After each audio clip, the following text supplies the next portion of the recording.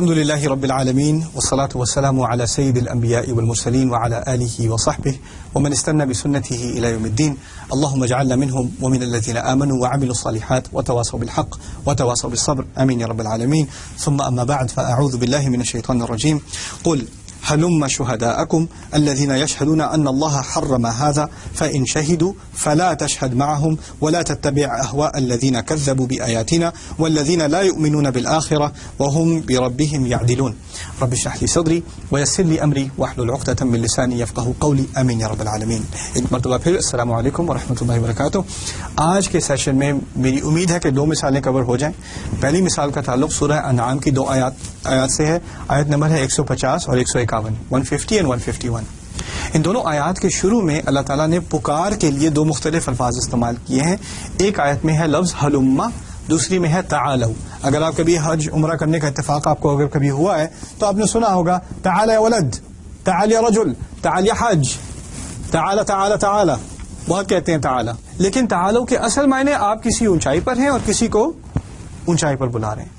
ویسے عام طور پہ اگر کسی کو بلانا ہو یا کسی کی توجہ دلانی ہو کسی بات کی طرف تو تعالی نہیں کہتے، عربی میں ہلما کہتے ہیں.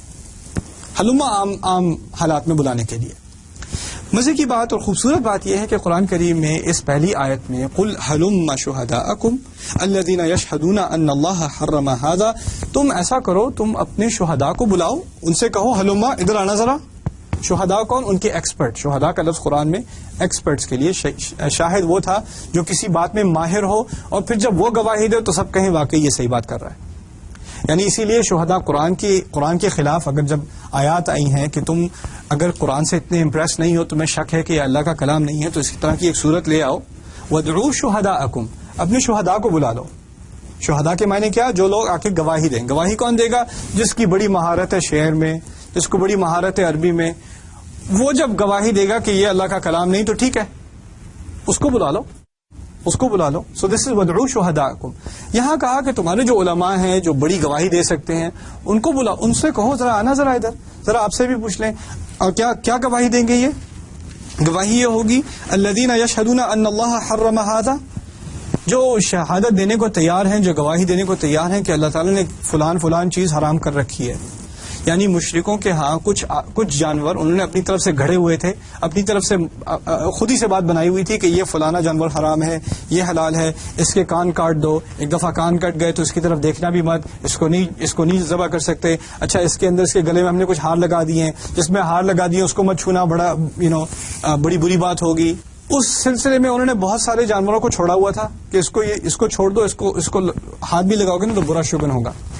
اللہ تعالیٰ نے چیلنج کیا کہ تم کون سے ماہر ہیں جن سے تم یہ بات لے کر آتے ہو کہ یہ گواہی دینے کو تیار ہے کہ واقعی یہ اللہ تعالیٰ کی طرف سے حرام ہے، اللہ تعالیٰ نے اس کو حرام کیا ہے. اب جب یہ لوگ گواہی دے رہے ہیں تو یہ کیا سچی گواہی ہے یا جھوٹی گواہی ہے؟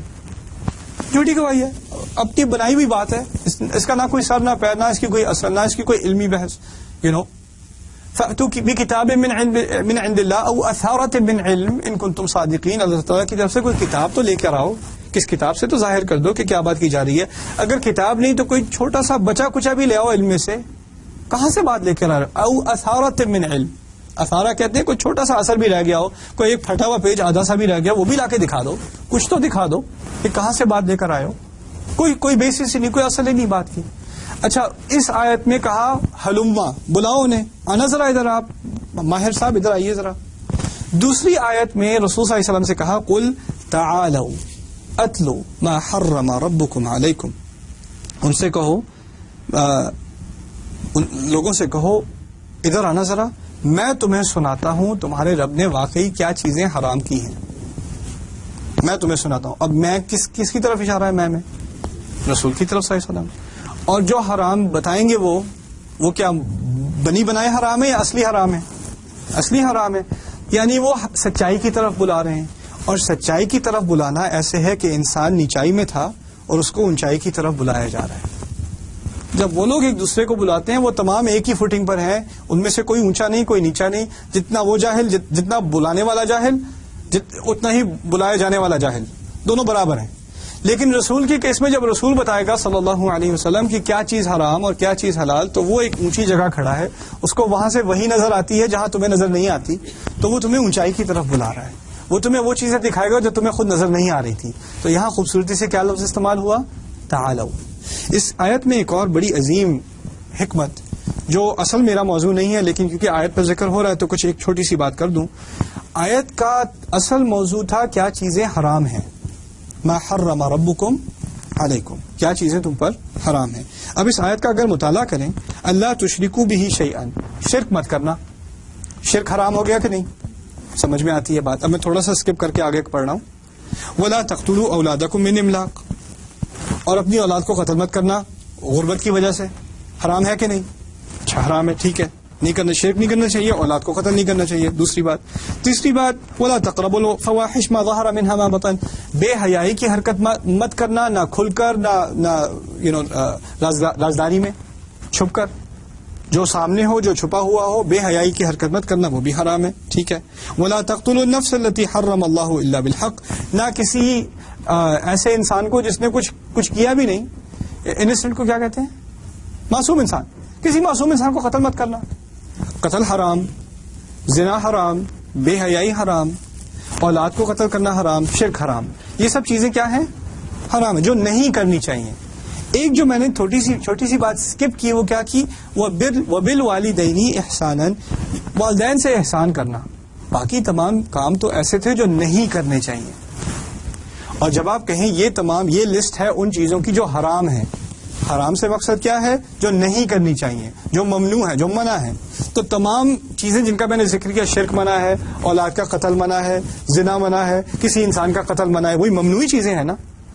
ان ممنوع چیزوں میں دوسری بات کیا کہہ دی؟ وبالوالدین احسانا، والدین کی طرف احسان. میں کنفیوز، اس آیت میں تو وہ باتیں کرنی چاہیے تھی جو منع ہے. اس میں یہ بات کہاں سے آ گئی کہ والدین کی طرف احسان؟ یہ منع کرنے والی بات ہے یا کرنے والی بات ہے؟ یہ تو کرنے والی بات ہے. یہ عربی بلاغت کا ایک حصہ ہے جو بہت اہم ہے سمجھنے کو. یہاں یہ کہا جا رہا ہے احسان، بائی دا وے میں نے آپ سے پہلے کہا تھا احسان اردو والا احسان نہیں. اردو والا احسان کسی کو فیور کرنا. عربی والا احسان آپ کو یاد ہے میں نے کیا کہا تھا؟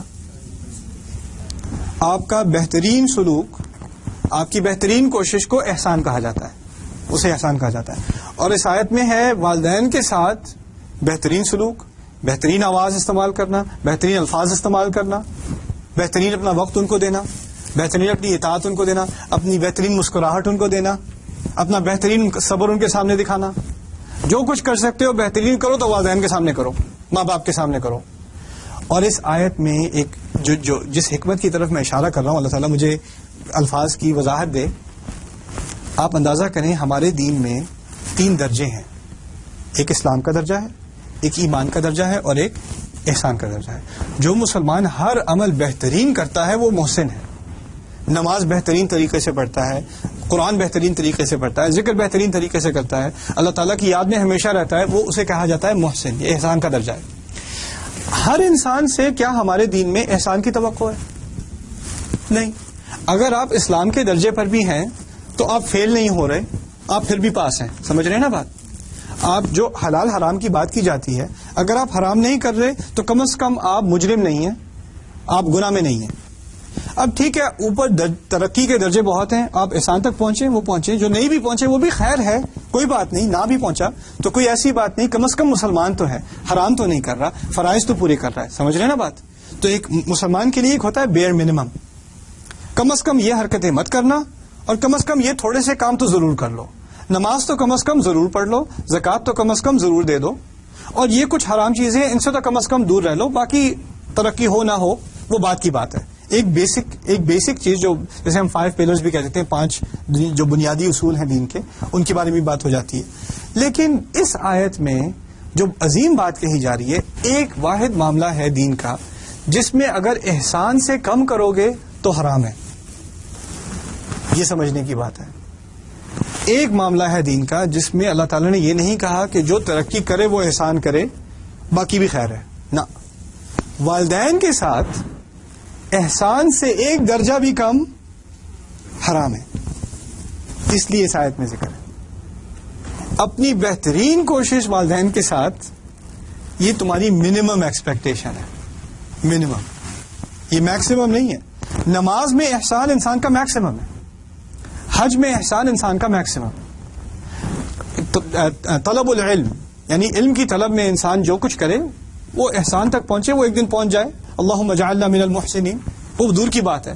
لیکن والدین کے ساتھ احسان شروع سے، یہ نہیں کہ آپ تھوڑی کوشش کر رہے ہیں، آپ دعا کریں توفیق ہوگی تو پھر نہ، شروع سے احسان. اور احسان نہ ہو تو حرام. سبحان اللہ، سبحان اللہ، کیسی عظیم بات کر دی اللہ تعالیٰ نے.